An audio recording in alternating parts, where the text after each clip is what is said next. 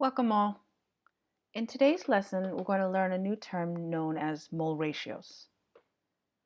A mole ratio is really the ratio between the amounts of moles of any two substances involved in a chemical reaction.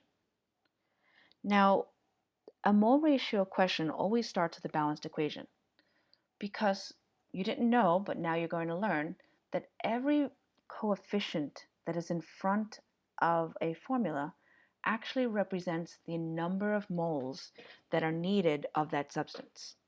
So for this balanced equation, we see that we have 1 mole of oxygen gas to 2 moles of hydrogen gas, and that always creates 2 moles of water. And that's using the method that we know, which is balancing using the lowest possible coefficient or the smallest possible whole number coefficient. But what happens is that we don't always have to use that smallest number. Sometimes in a real lab situation, we want to double an experiment, or we want double the product, or we want less than that because we don't have enough chemicals. So scientists do this by creating mole ratios. We can easily just talk about it.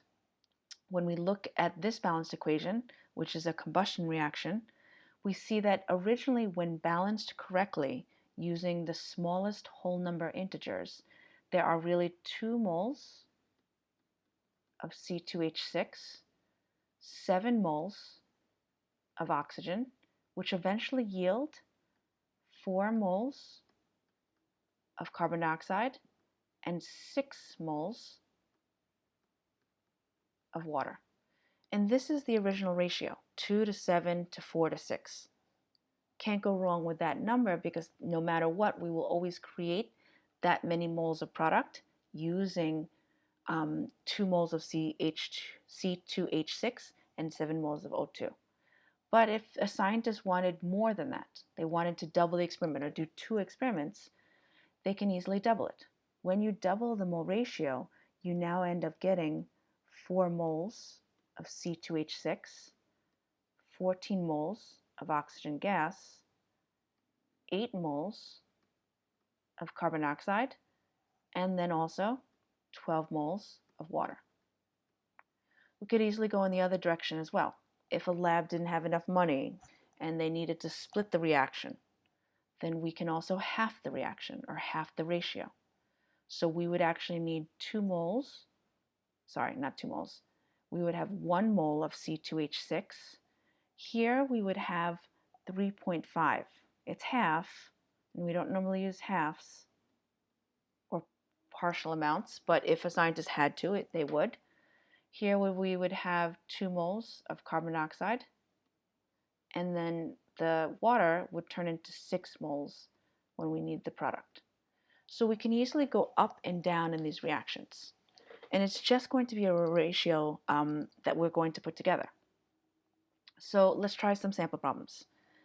The problem says how many moles of water will be produced from the complete combustion of 3 moles, whoops, let's fix the grammar, 3 moles of C2H6 gas according to the following balanced equation. Now let me tell you, whenever you're dealing with a mole ratio question, you will see that it always starts with a balanced equation. That's how you know exactly what to do in this problem.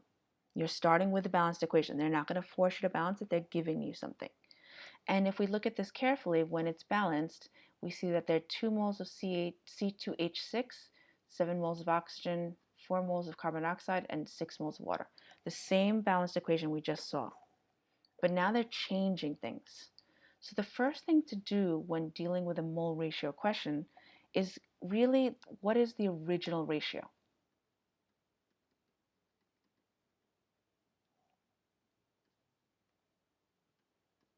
So if I read the question carefully, it's talking about specifically water. That's what it wants. And also C2H6. And it doesn't matter. We could definitely put the C2H6 first and then the water second. It doesn't matter regardless because we're going to end up with a proportion or a ratio. Now, according to the originally balanced equation, we have water, which is here. There are 6 moles of water. And we see that originally there happened to be 2 moles of C2H6, which is fine. But according to the problem, it says that we're going to change a few things. We don't want the original. Instead, now what we have is what's given from the problem. So underneath, I'm going to write down the mole numbers, or the mole coefficients, from the problem. In the problem, they tell me that there are 3 moles of C2H6 gas. So I'm going to put 3 moles here. And that leaves with the X being underneath the moles of water from the original balanced equation. And it's just a proportion. It's just one way to organize our thoughts. We could easily talk it through and see what happened mathematically, or we can set up the ratio. When we do this properly, we cross multiply. We have 6 times 3 equal 18, and X times 2 moles equals 2X of water. We're just going to do the algebra. X ends up being the number 9. Now I need to go back and think about sig figs. In my problem, 3.0 moles is going to be 2 sig figs. So my answer currently is not in 2 sig figs, so I need to put it into 2 sig figs, 9.0, and then the unit is still going to be moles, and it is specifically the moles of water. Just so I know what I was solving for. And if you read the question carefully, it says how many moles of water. So good. So this is the basic mole ratio problem. And remember that it always starts with a balanced equation. But there are some variations. And now we go to sample B, or sample problem B. In this variation, you're still going to see it says given the reaction. And you'll notice that it's going to be balanced. Okay, so that means it's definitely a mole ratio question. The question continues and says, what is the number of moles of oxygen gas?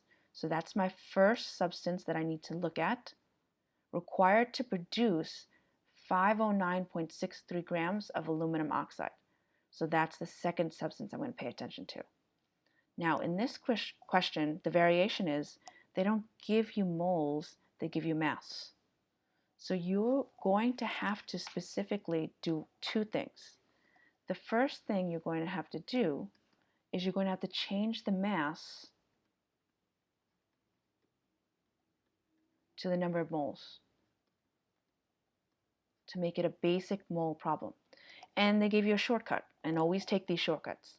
They gave you the gram formula mass, which is abbreviated GFM, of aluminum oxide to be 101, whoops, I didn't mean to obscure the number, to be 101.93 grams. Okay? So we need to first change the number of grams given. So I'm going to do dimension analysis. You can do a proportion if you choose. I want to take the grams of aluminum oxide and I want to change it to the number of moles. And according to my definition, I know that 1 mole of aluminum oxide is equal to 101.93 grams. Okay? I do the math and I get an answer of 5 moles. And that's the first number that I'm going to need. Now, if you're given a longer number, do not round. Take the number long. We don't want to round too early. And I just want to make sure I didn't round too early. It ends up being 5 moles. Okay? So now step 2 is back to that regular mole ratio idea that I'm going to do. So the problem mentions oxygen gas and also aluminum oxide. I'm going to go back and I'm going to go to the original equation. The original amount of oxygen is 3 moles, and aluminum oxide happens to be 2 moles. So I'm going to write down that here, 3 moles of oxygen and 2 moles of aluminum oxide. Now I'm going to go back to my problem, and now I got to make sure that I put everything in the right place. So when I changed 509.65 grams into the number of moles, that's the 5 moles of aluminum oxide. And I should have labeled it. So that means that's going to go right here under the column that says aluminum oxide. Then there's my x. When I cross multiply and I do the math correctly, I end up getting an x of 7.5. However, I still need to think about my sig figs, and the only number that they gave me really is 509.65. And this happens to be 1, 2, 3, 4, 5 sig figs. Now my answer is not in 5 sig figs, so now I need to add a few things. So I need to take the 7.5, that's 2 sig figs, 3, 4, 5. I need to write my unit. Always need to write my unit. And just to make life easy, I'm going to tell myself what this is. This is 7.5000 moles of oxygen gas. All right, and there's my answer. Now they could easily do it in the opposite direction. So let's take a look at sample C.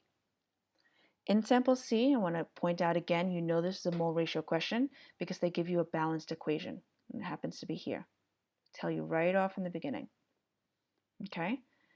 And the question now asks, what is the number of grams of water? So you're still doing a mole ratio question, but then eventually you're going to have to change it into grams. They tell me that I'm dealing with water and NH3. So the first thing I want to do is I want to set up my mole ratio question. So I'm going to put down water as what I'm looking at, and also ammonia. All right. According to the original balanced equation, there are 6 moles of water. And for ammonia, there happen to be 4 moles. Okay, but the question gives me a different setup. It tells me that instead of having 4 moles of NH3, I'm going to have 8 moles. Whoops. Which means that my water is unknown. Now you can look at this and easily see that it's going to be doubled. But if you weren't sure, you can just easily go ahead and do the cross multiplication, and you end up getting 12 moles. And this is specifically 12 moles of water. But the question says, what is the number of grams of water? And this is now going to be step 2, where I now have to convert the 12 moles of water into my mass.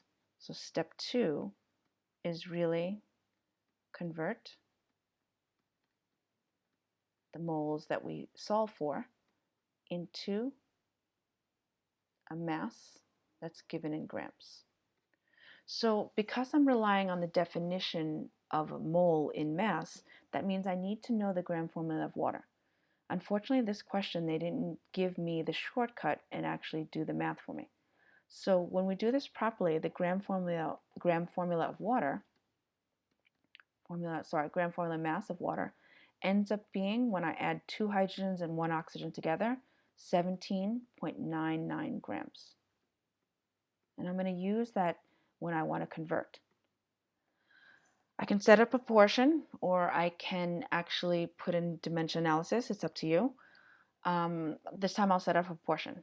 So I'm going to say that 1 mole of water is equal to 17.99 grams.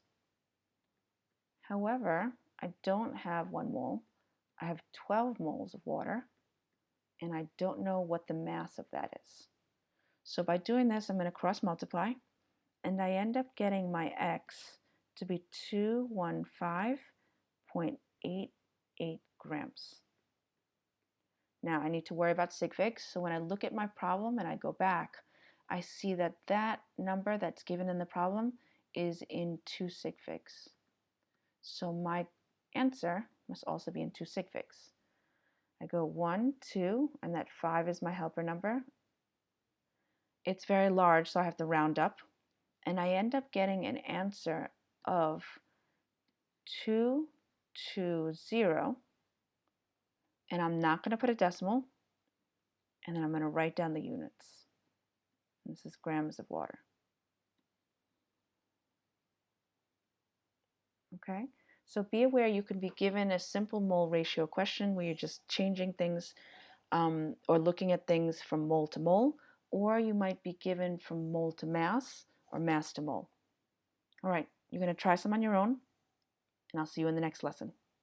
Bye for now.